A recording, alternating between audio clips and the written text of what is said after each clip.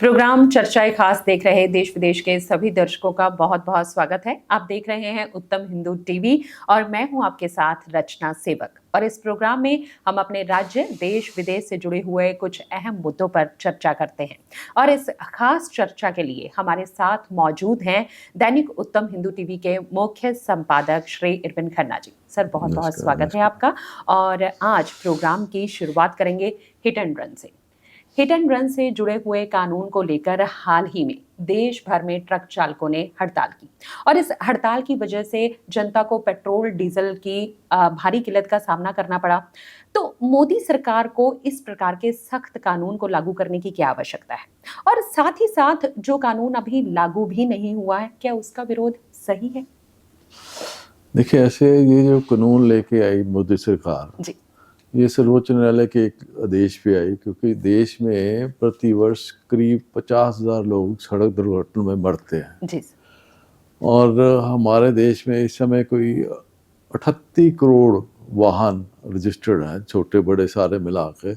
और जो ट्रक हड़ताल की आप बात कर रहे हैं, ये 28 लाख ट्रक हैं। जी और अगर हम दुर्घटना की बात करें तो जो महानगर या नगर हैं, उनमें दो जो है ना, टू व्हीलर जो है, जी उनकी दुर्घटना सबसे ज़्यादा होती है। और जो हाईवेज हैं, चाहे प्रदेश के हैं या देश के हाईवे हैं, उसमें कार और ट्रक इनका एक्सीडेंट मैक्सिमम ज्यादा होता है। और दूसरी बात यह है कि जो हाईवेज पे एक्सीडेंट होता है, जितने केस होते हैं उसमें 50% तो सबूत ही नहीं मिलते, वो केस चलते ही नहीं या ख़त्म हो जाते हैं। जी सर।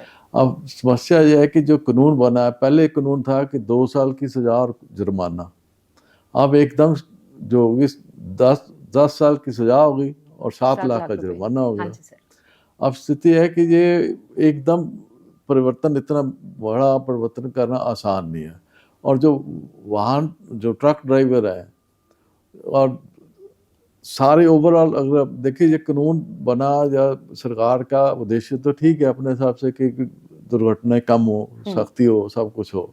लेकिन आप अपनी ज़िंदगी में हम देखें तो शहर में दो पहिया वाहन वाले हैं, वो मैक्सिमम दुर्घटना होती है। बिल्कुल। और ये लागू जो 38 करोड़ वाहन चालक हैं उन पे लागू होती है। जो हड़ताल पर क्या 1% क्या है, 99% तो कंसिडर ही नहीं करा, क्योंकि हमारे जो सोच है ना, वो ट्रैफिक नियम को लेकर हम गंभीर ही नहीं है। बिल्कुल सर, बिल्कुल। और चाहे कार ड्राइवर है, चाहे ई रिक्शा वाला है, चाहे छोटा स्कूटर वाला, टू व्हीलर वाला, वो बॉदर ही नहीं करते। आप अपने छोटे शहरों में देख लें, बड़ों में देख लें, दाएं बाएं जहाँ से कुछ है, वो एक जैसे हमारे आदत में एक होता है, कानून तोड़ने की आदत बन गई जहाँ तक ये है। और दूसरी बात यह है कि जो ट्रक ड्राइवर है, उनकी समस्या यह है कि अगर सरकार ने एक प्रीवियन दी है, अपनी क्लैरिटी की है कि जो पुलिस को इन्फॉर्म करें उसकी सज़ा कम, जुर्माना आधा कर देंगे, सारा कुछ। पर जो भीड़ तंत्र है उसका क्या पोजीशन है, पहली बात। क्योंकि जहाँ पे होता यह है कि कसूर किसका है, ये तो कोई देखता नहीं। जो बड़ा वाहन है उसको लोग जिम्मेवार खड़ा दे, चाहे वो सड़क के कारण हुआ, गड्ढे के कारण हो गया, चाहे वो छोटे वाहन के कारण हुआ, चाहे वो किसी जानवर के कारण आगे से हो गया। पर जो बड़े वाहन का चालक है, वो भीड़ उसको पहले पकड़ती है। और दूसरा हमारा ये है कि भीड़ पकड़ के या तो पुलिस को बुलाए, वो देते नहीं। पुलिस आने से पहले वो खुद कानून को अपने हाथ में ले लेती है और ड्राइवर को पिटाई हो गई, कई दफे तो मरने बनाने की स्थिति में रहती है। तो तीसरी बात है कि पुलिस की जो इंफॉर्मेशन देनी, आप कितने दूर पे चौकियां हैं, कितने नंबर कहाँ पे है, किस एरिया में पड़ता है, हर एरिया का नंबर हर पुलिस वाले के पास नहीं। और पुलिस चौकी हाईवे पे कहाँ पे मिलेगी, कोई पता नहीं किसी को। तो ऐसी अनसर्टेनिटी जो सिचुएशन है। अच्छा, अगर इस कानून में दूसरी बात है, अगर वाहन चालक को कोई हानि, शारीरिक हानि होती है, भीड़ के प्रति उनकी क्या पोजीशन है, पुलिस क्या कानून क्या कार्रवाई करेगा, जो वाहन चालक है उसके परिवार को क्या मिलेगा, राहत उसको मिलेगी। अगर उसका इतना नुकसान हो गया कि वो वाहन चला ही नहीं सकता, उसकी रोजी रोटी चलेगी, तो फिर क्या स्थिति बनेगी। तो ये एक ऐसी है कि एकदम रातों रात आप बदलना चाह रहे हो, वो रातों रात नहीं बदल जाता। ये अगर आप चलना, सरकार का देखो उद्देश्य ठीक है, आने वाली जो स्थिति है उसको भी देखना चाहिए, हमें बदलाव आना है, ये आखिर करना तो पड़ेगा, क्योंकि इंसान की ज़िंदगी की कीमत है, उसको बचाना है। और उसका स्तर कहाँ से शुरू होगा, लेवल कहाँ से, वो पहले स्कूल से आप शुरू करें।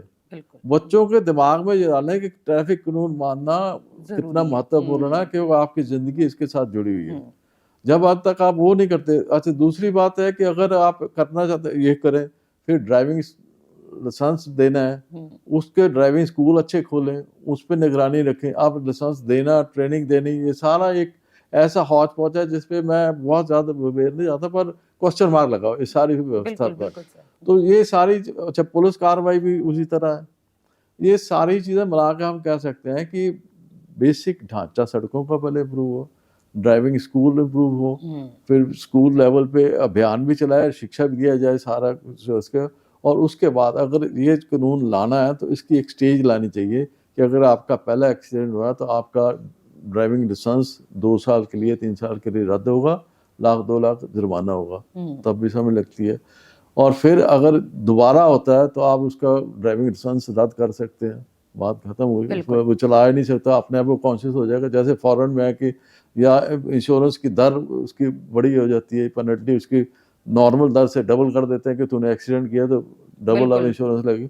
तो ये बीच में ये स्टेजेस आनी चाहिए थे। उसके बाद ये तीसरी स्टेज पे भाई अगर ये 2 चीज़ें नहीं होती तो आपको फिर ये सजा भी और जुर्माना भी है। तो ये एक जीवन के हिस्से के रूप में इसको धीरे धीरे लेना चाहिए था, एकदम नहीं होना चाहिए था। थोड़ा सा लोगों का, अब ये मोटर कांग्रेस आह्वान पे ये हुआ, इनका ट्रांसपोर्ट ऑल इंडिया की थी, अब उनसे बातचीत करें सरकार को कि लागू तो अप्रैल में होना अभी, पर उसका डर भी 1% का 99% आप इसी से समझे कि 99% उन्होंने बॉदर ही नहीं किया। सही है। चाहे वो कार ड्राइवर है, चाहे वो स्कूटर ड्राइवर है, चाहे वो, जबकि लागू तो सब पे हो रहा है। तो इसी से समझें कि हम अपने ट्रैफिक नियम को लेकर इतने जिम्मेवारी से समझते नहीं, जबकि आज आवश्यकता है, जैसे वाहन बढ़ रहे हैं, जैसे हमारा लाइफस्टाइल बदल रहा है, हर कोई इस हिसाब से गति तेज जाना है, वो जीवन का जो मूल्य है उसको समझे। और उस हिसाब से तो एक सरकार को चाहिए कि वो एक धीरे धीरे चले और इसको जागरूक करे लोगों को और अभियान चलाए, तब इसके बाद लागू हो जाए। ठीक है। और आगे बढ़ेंगे, बातचीत करेंगे कि सर एक तरफ तो केंद्र सरकार पर ये आरोप लगते रहते हैं कि वो इंडिया गठबंधन के खिलाफ जो है ईडी जैसी एजेंसियों का सहारा लेकर उनको जानबूझकर फंसाने में लगी रहती है। और जिन नेताओं को फंसाने के आरोप हैं, जिन नेताओं को फंसाया जा रहा है, उनमें दिल्ली के सीएम अरविंद केजरीवाल हैं, झारखंड के सीएम हेमंत सोरेन हैं और बिहार के डिप्टी सीएम तेजस्वी यादव हैं। और हाल ही में पश्चिम बंगाल में टीएमसी के नेता के घर छापेमारी करने गई ईडी पर हमला बोला गया, उनके साथ हाथापाई की गई, कारों के शीशे तक तोड़ दिए गए। तो ऐसा प्रतीत होता है कि जो राजनेता हैं वो ईडी के साथ सहयोग करने की बजाय उनके साथ टकराव की स्थिति जो है वो मिला रहे हैं, टकराव की स्थिति की तरफ अपने आप को लेकर जा रहे हैं। तो आप इस स्थिति के बारे में क्या कहेंगे, क्या कहना है आप? देखो जी, इसको अगर राजनीति की, तो राजनीति में शेर और मात की गेम चलती है, शुरू से चलती है, महाभारत से शुरू हुई, आज भी चल रही है। आज तीनों ये जो जिनके आपने नाम लिए, हेमंत सोरेन, डिप्टी तेजस्वी यादव और अरविंद केजरीवाल, तीनों को केस अलग अलग है। जो हेमंत सोरेन का है वो है कि वहाँ पे जमीन का घोटाला हुआ, जब उसकी जांच एक ओएसडी से शुरू हुई और उस पर जब आगे बढ़ते गए तो 36 रजिस्ट्रियाँ बोगस निकली, जाली निकली, रीडर से वो लिखी। तो उसके आगे तो तार वहाँ के जो जिलाधिकारी थे, पुलिस वाले, उनको सब मिलते मिलते ये तार मुख्यमंत्री तक गए और ईडी के पास पहुँच गए। तेजस्वी यादव का है कि लालू प्रसाद यादव जब रेल मंत्री थे तो उनके जो नौकरी दी गई और नौकरी लेने वालों ने उनके परिवार के सदस्यों को जमीन बांटी, तो वो केस तब का चल रहा है जी। अरविंद केजरीवाल के पे ये है कि आम आदमी पार्टी ने शराब माफिया से पार्टी फंड में 300 करोड़ रुपए लिए। ये तीनों केस अलग अलग है। ईडी के तीनों को नोटिस आ रहे हैं। अब आ गया बंगाल का जो आपने रेफरेंस दिया, होता है कि बंगाल में भी अपोजिशन पार्टी है। ये सारे जो है अपोजिशन पार्टी के, पर सारे जो लोग ये समझें कि ये संवैधानिक पदों पे बैठे हैं, जनप्रतिनिधि हैं और माननीय हैं, लोग इनकी तरफ देखते हैं। और जो ये ईडी के कहते तो केंद्र सरकार को, उसकी एजेंसी बना देते हैं, ईडी उनकी एजेंसी पे, ईडी अपने इंडिपेंडेंट कर रही है और केस जो है वो इनसे संबंधित ही है, इनकी पार्टी से या किसी व्यक्ति से भी है, वो चल रही है कार्रवाई। तो चाहिए तो ये कि ये उनको ईडी को सहयोग दे, ये कानून के पदों पर बैठे हैं और कानून का शासन है देश में, कानून के जो ये कहना चाहते हैं न्यायपालिका आज़ाद है, उसके पास जाके अपना पैरवी कर सकते हैं कि हाँ ये गलत है या कुछ है। अगर हम अतीत में जाएं, इनको ये समझना चाहिए कि 1977 में जब मोरारजी देसाई की सरकार बनी थी, जनता सरकार बनी थी, तो उन्होंने इंदिरा गांधी के उस समय इतने रोज नया केस बनता था उस पर। तो इंदिरा गांधी पहले तो हुई थी कि रोज नया केस बन रहा है, लेकिन अल्टीमेटली एक जो नेता होता है उसकी विल पावर होती है, उन्होंने विल पावर दिखाई, वो जेल भी गई, 80 में दोबारा फिर प्राइम मिनिस्टर बन, क्योंकि जनता भी देखती है, न्यायपालिका भी देखती है, दोनों चीजें मिलके जो नेता होता है उसको जनता की आंखों में इज्जत होनी चाहिए, वो फिर दोबारा आता है। ये आज के जो हमारे प्रधानमंत्री हैं नरेंद्र मोदी, जब ये गुजरात के सीएम थे, इन पे कितने आरोप लगे दंगों के दूसरे, और सारे इन्होंने उस समय अपने जितने सेंटर के मनमोहन सिंह सरकार ने जो भी दबाव बनाया उस समय इन्होंने फेस किया, आज वो मुख्यमंत्री से प्रधानमंत्री बन गए। तो ये तीनों जो नेता हैं इनको भागने की बजाय फेस करना चाहिए। अगर जेल जाएंगे तो जैसे सोना कुंदन तप के कुंदन बनता है, ये कुंदन बन सकते हैं अगर ये इनके सही से चला तो अगर है तो फिर तो बच नहीं सकते।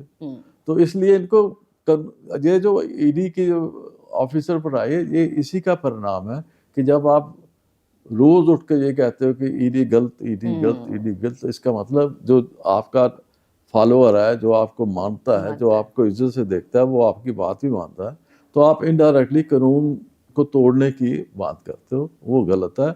आप सहयोग दें, अगर आप ठीक ठाक हैं और के तथ्य के विपरीत जा रहे हैं तो आप कल को जैसे अतीत में इंदिरा गांधी या नरेंद्र मोदी ऊपर उठे तो आप भी उठे, इसमें कोई घबराने वाली तो बात ही नहीं है।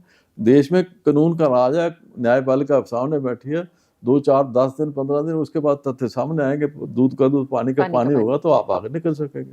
ऐसे भागने से तो आप परेशान ज्यादा होंगे मेरे हिसाब से। बिल्कुल सर, सही बात है। आगे बढ़ेंगे और बात करेंगे नवजोत सिंह सिद्धू की। सर, नवजोत सिंह सिद्धू एक बार फिर से राजनीति में एक्टिव नजर आ रहे हैं। अब सवाल ये है कि उनके इस ताज़ा तेवर को हाईकमान किस तरह से लेगी, ये देखना है। और वो कारण ये है कि पंजाब कांग्रेस प्रभारी जो है देवेंद्र यादव और पंजाब प्रदेशाध्यक्ष राजा बड़िंग, अमरिंदर सिंह राजा बड़िंग, ये कह चुके हैं कि जो अनुशासन में नहीं रहेगा उसके खिलाफ कार्रवाई की जाएगी। और साथ ही साथ नवजोत सिंह सिद्धू 7 जनवरी को बठिंडा में एक रैली भी करने जा रहे हैं। तो पंजाब कांग्रेस की सियासत में हो रहे इस घटनाक्रम को आप कैसे लेंगे, कैसे देखेंगे? देखिए, नवजोत सिंह सिद्धू क्रिकेट के खिलाड़ी रहे हैं, अंतर्राष्ट्रीय नाम है उनका, पहचान है, सब कुछ है जी। और इस बात को भूलें कि वो क्रिकेट भी टीम गेम थी, ये पॉलिटिकल पार्टी भी टीम गेम है। इंडिविजुअल की चाहे सेंचुरी मारो चाहे कुछ करो, उसका कोई लाभ नहीं, वो नुकसान ही नुकसान है।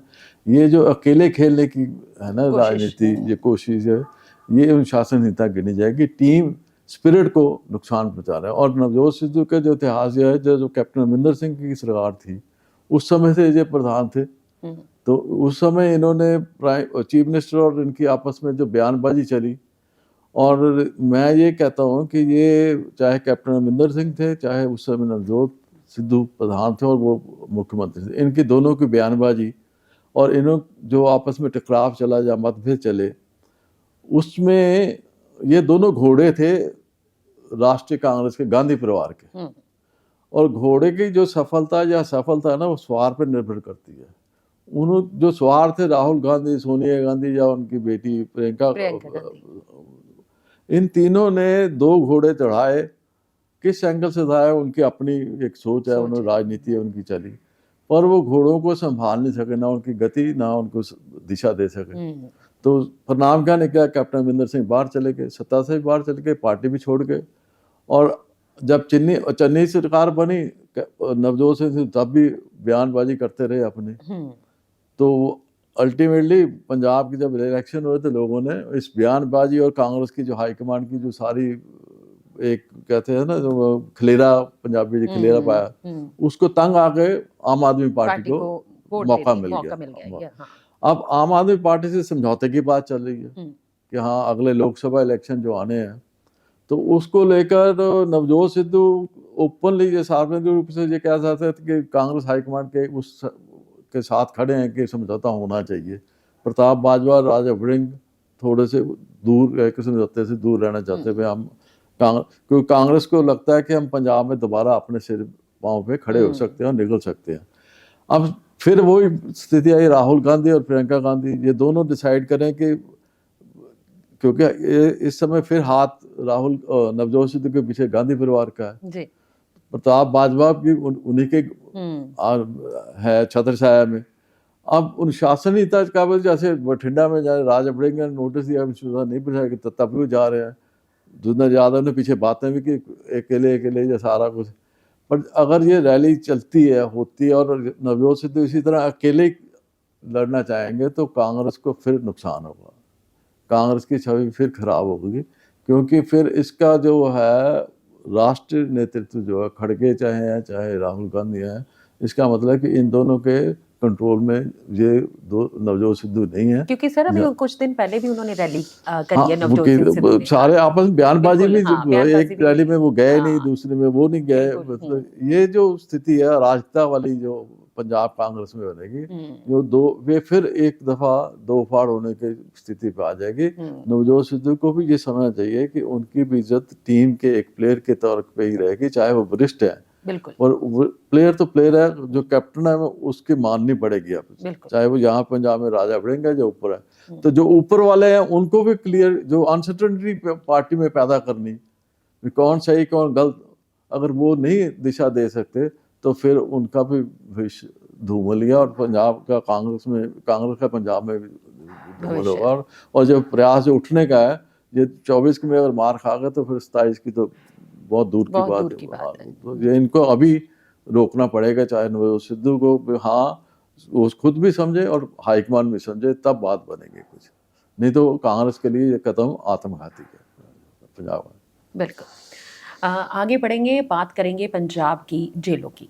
सर पंजाब की जेलें हमेशा से ही चर्चा का विषय रही हैं, चाहे वो जेल के अंदर से आया हुआ लॉरेंस बिश्नोई का इंटरव्यू हो या पंजाब की जेलों में से ड्रग्स और फोन की बरामदगी का मामला रहा हो। तो अब ऐसा है कि जेलें जिन्हें सुधार घर कहा जाता है, अगर वहाँ ही कोई सुधार नहीं हो रहा है, अगर वहाँ की व्यवस्था ही सही नहीं है, तो फिर ये एक चिंतनीय विषय है। तो आप इस अव्यवस्था को कैसे देखते हैं? क्योंकि अभी हाल ही में 4 अफसरों के समेत 11 लोगों को गिरफ्तार भी किया गया है। देखिए अभी कल परसों लुधियाना से एक जन्मदिन मनाने की वीडियो वायरल हुई थी, क्या देखिए वायरल हुई है। उससे पहले बिश्नोई की चली, फिर पीछे जो 43,000 फोन कॉल फिरोजपुर जेल से जो 11 आदमी जो है, और उसमें से भी पता नहीं 28 के 38,000 एक ही आदमी के कर रहे हैं। बिल्कुल सर। तो इसका तो स्पष्ट है कि कहीं ना कहीं दाल में काला तो है, क्योंकि ये जो कुछ भी हो रहा है स्थानीय कर्मचारियों के बिना तो हो ही नहीं सकता। और दूसरी ये समझें कि जो एक सभ्य समाज है उसमें पुलिस एक अटूट अंग है, सभ्य समाज का हिस्सा ही है समझे। और जैसे जैसे तकनीक बढ़ती जा रही है, जो गृहस्थ या समाज में कई और तरह की, अब तो परिवारों तक पुलिस का सीधा संबंध हो गया, क्योंकि घरेलू हिंसा भी इतनी आ गई, जो सारा कुछ हो गया। तो अगर पुलिस स्तर पे ही इतनी गिरावट आ जाएगी तो इसका इफेक्ट समाज में भी पड़ेगा। अब जो चीज़ें देखो, पुलिस में अकेले फोन कॉल नहीं आई, नशा मिलता है, बिल्कुल सर, गैंग वार चलती है, वहाँ से बैठ के फरोतियाँ होती हैं, वहाँ से बैठ के हत्या के देश होते हैं। तो ये सारी चीज़ें जो दिखा रही हैं कि पंजाब पुलिस या ओवरऑल ये सारा स्थिति है वो बहुत ख़राब हो चुकी है। और उसके दो कारण मेजर है, एक तो हमारे पास पुलिस कर्मियों की कमी है जिले में, दूसरी जेलों में कैदी ज़्यादा है, जितने नंबर संख्या होनी चाहिए उससे डबल, कहीं 1.5 कहीं 1.25, ऐसे 100 की जगह 150 है, 150 की जगह 250 है। बिल्कुल। तो ये सारी स्थिति को कॉम्प्लिकेटेड करते हैं। और दूसरी ये है कि इसमें एक जुडिशरी का पार्ट भी है। देखिए एक आदमी क्या अंदर करता है जो धमकी या आपस में लड़ाई 751 का केस बना के अंदर चले गए, एक पहले ही 10 साल का बैठा है, उम्र कैद हो रहा है, और उसकी मनोस्थिति और उसका फर्क है। जब एक ही जेल में बैठे हैं तो उसके तो गुर्गे पहले बैठे हैं, वो जो नया गया है वो हाथ जोड़ते या उसको उसके सरेंडर करेगा या बाहर निकलेगा तो उसकी बात का इशारा में। एक तो इनके वर्गीकरण होना चाहिए भी दूसरे, और इनका मिलना जुलना कैसा, और दूसरा जुडिशरी में ये होना चाहिए कि पीछे आज कुछ साल पहले इन्होंने गवर्नमेंट ने किया भी था कि जो जैसे 3 महीने 6 महीने की सजा या कोई ऐसे वो भूल चुके हैं, जमानत ही नहीं कोई देना है, गरीब आदमी है उसके जमानत देने कोई नहीं आता, वो अंदर ही बैठा रहता है, कोई रिक्शे चालक है, कोई रेडी वाला है, कोई दूसरा है, वो बेचारे को वो सजा उसकी कुछ नहीं होती, 3 महीने की 4 महीने की शांति भंग करने की, इस तरह के जलसे जुलूस में पकड़ते हैं, जमानत देने कोई नहीं आता, वही संख्या कितनी बड़ी बन जाती है। तो सरकार को चाहिए कि जिनके 3 महीने 6 महीने की सजा है और भोग चुके हैं जमानत उसको वैसे ही रिहा कर दें, सजा तो भोग चुका है तो खैर दे। एक तो संख्या कंट्रोल में आएगी, दूसरी ये है कि पुलिस जो जेल सुधारकर, जो बात सुधारकर तो हुई नहीं, मुझे एक बात याद आ रहा है, अतीत में अगर आप याद रहे तो तिहाड़ जेल जो हमारी सबसे मशहूर को या उसमें नॉन जो कह लें हम, उसमें किरण बेदी ने उस समय प्रमुख थे उनके तिहाड़ जेल के, उन्होंने अपने देखा था कि जब उन्होंने ज्वाइन किया तो कैसे कैदियों का बिहेवियर है, कैसे वो रूड है, कैसे इनडिसिप्लिन चलता था, उन्होंने उनको ऑब्जर्व किया और धीरे धीरे उनको मॉरलिटी साइड पे उनसे इंटर करके बातचीत करके उनको जैसे योगा पे ले जाना या हाथ के काम में जाना। तो उन्होंने एक किताब लिखी थी, इट इज़ पॉसिबल, या ये संभव है, हिंदी का मेरे को था, तो ये संभव है। तो ऐसे जो किताबें हैं या जैसे जो सीनियर वरिष्ठ जिन्होंने पहले प्रयोग किए हुए हैं, तो उन जैसा जोश और उन जैसी नीति वो किताबें लेके जो नए ऑफिसर हैं उनको एक गाइडलाइन की तरह दें कि यहाँ देखो ये प्रयोग किए गए हैं कैदियों के मानसिक सुधार लाने में, उनके आगे पीछे में इंटरनेशनल लेवल पे कहीं है कि उन्होंने बिल्लियों के साथ, बिल्लियों को छोड़ा तो बिल्लियों से प्यार करके, क्योंकि एक जो रूखापन होता है या जिंदगी का एक कड़वा जो पक्ष होता है, बिल्ली जो जानवर उनके पास गया तो उसी के साथ उनका बिहेवियर चेंज आया। तो वो जो इंटरेक्शन है समाज के साथ या सीनियर्स के साथ वो भी जरूरी है, और एक संख्या और एक जो सुधार की जो भावना अधिकारी के पास है। अगर आप रूटीन में आप ही उदासीन है तो कैदियों पे तो असर होगा ही होगा, क्योंकि उनको वो तो वैसे ही समाज से कटे हुए हैं। तो इस तरह ये सारी चीज़ें मिल के का बात बनेगा। मेन तो जो वहाँ का मुखिया है या पुलिस हेड प्रदेश का, उसको ये गाइडलाइन देनी पड़ेगी कि वो सारी चीज़ें देख के, क्योंकि समाज और पुलिस अटूट अंग है, इनका एक दूसरे पे प्रभाव पड़ेगा। तो अगर जेलों में ही नहीं हुआ सुधार आया या वो वही कानून तोड़ने का घर बन गया तो फिर बाकी क्या बनेगा। तो एक चिंता का विषय तो है, इसको गंभीरता से सरकारों को लेना चाहिए। तो ये था आज का हमारा प्रोग्राम चर्चाएं खास। फिलहाल के लिए मुझे रचना सेवक को और सर को दे दीजिए इजाजत। अगले हफ्ते फिर होगी आपसे मुलाकात, तब तक के लिए नमस्कार।